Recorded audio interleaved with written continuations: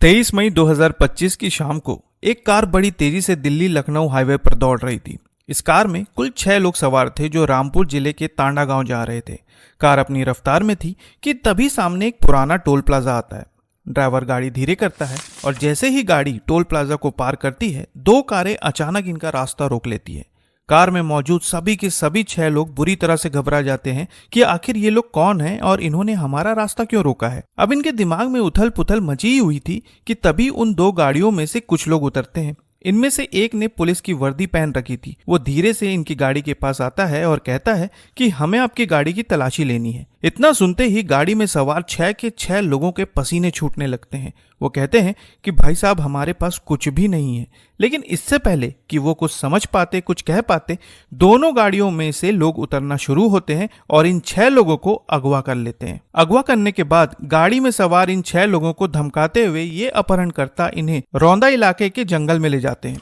जंगल में ले जाने के बाद इन सभी 6 लोगों के साथ मारपीट शुरू हो जाती है। मारते मारते ये लोग सिर्फ एक ही सवाल पूछ रहे थे कि सोना कहाँ है, लेकिन हर बार इनका एक ही जवाब होता कि हमें इसके बारे में कुछ भी नहीं पता। अब जंगल के बीचों बीच इन सभी के साथ मारपीट हो रही थी कि तभी गाड़ी का ड्राइवर जुल्फिकार को एक मौका मिलता है और उसी मौके का फायदा उठाकर वो घोड़े की रफ्तार से जंगल के अंदर भागने लगता है। भागते भागते अचानक उसे एक गांव नजर आता है। वो सीधा गांव पहुंचकर सभी से मदद की गुहार लगाता है और गांव वालों को बताता है कि उसके साथ क्या हुआ है और उसके बाकी साथी अभी कहाँ हैं। गांव वाले तत्काल पुलिस को इसकी सूचना देते हैं और जैसे ही पुलिस को ये खबर मिलती है, पुलिस की एक टीम तत्काल मौके के लिए रवाना हो जाती है। इस मामले में आपको पुलिस की दाद देनी पड़ेगी क्योंकि कुछ ही देर में पुलिस मौके पर पहुंच जाती है।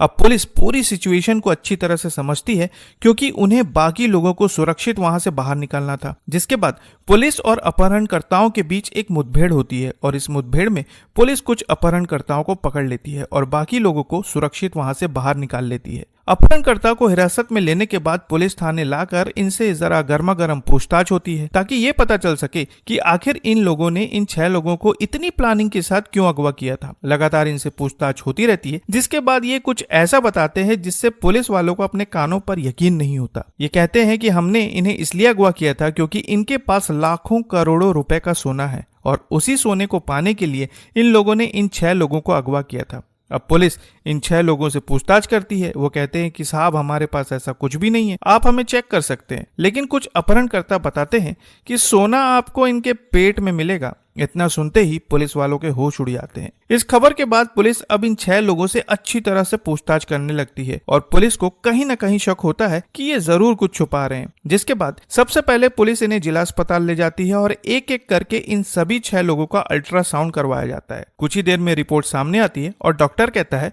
कि इनके पेट में ऐसा कुछ भी नहीं है। लेकिन कहीं न कहीं इन सभी के हाव भाव और बातों से पुलिस को शक हो चला था कि ये जरूर कुछ छुपा रहे हैं। इसलिए पुलिस अब इन्हें एक प्राइवेट डायग्नोस्टिक लैब लेकर जाती है और वहां पर फिर से इनका अल्ट्रासाउंड करवाया जाता है। अल्ट्रासाउंड होने के बाद कुछ ही देर में रिपोर्ट आती है और ये पता चलता है कि इन 6 लोगों में से अजरुद्दीन, जुल्फिकार, मोहम्मद मुतल्लिफ और शान आलम के पेट में सोने के कैप्सूल हैं। अब जैसे ही ये बात कंफर्म होती है, पुलिस इनके पेट से सोने के कैप्सूल निकालवाने का प्रोसेस शुरू करती है। साथ ही इनसे पूछताछ भी चलती रहती है। पूछताछ में ये बताते हैं कि ये लोग ये काम बहुत लंबे समय से करते आ रहे हैं। ये सभी के सभी 6 लोग रामपुर जिले के तांडा गांव के रहने वाले हैं और अक्सर सऊदी अरब और दुबई जाकर इसी तरह पेट में सोना छुपाकर भारत लाते थे और उसे बेच देते थे। वहीं उनके इस पूरे ट्रिप को फाइनेंस करने के लिए इनका एक फाइनेंसर भी होता था और सोना लाने के बाद इनके पास एक झोला छाप डॉक्टर भी होता था जो उनके पेट से सोना निकालने का पूरा काम करता था। और फिर सोना निकालने के बाद ये उसमें से कुछ हिस्सा फाइनेंसर को दे देते थे और बाकी सब खुद रख लेते थे। मीडिया सूत्रों के अनुसार पुलिस को इन सभी लोगों के पेट से 27 सोने के कैप्सूल मिले हैं जिनका कुल वजन 945 ग्राम है और आप समझ ही सकते हैं कि 945 ग्राम सोने की कीमत आज कितनी है। वहीं जांच में यह भी सामने आया है कि इनमें से अजरुद्दीन 9 बार दुबई जा चुका है। इसके अलावा जुल्फिकार 20 बार दुबई होकर आ चुका है। इनके इस खेल की सबसे बड़ी बात यह है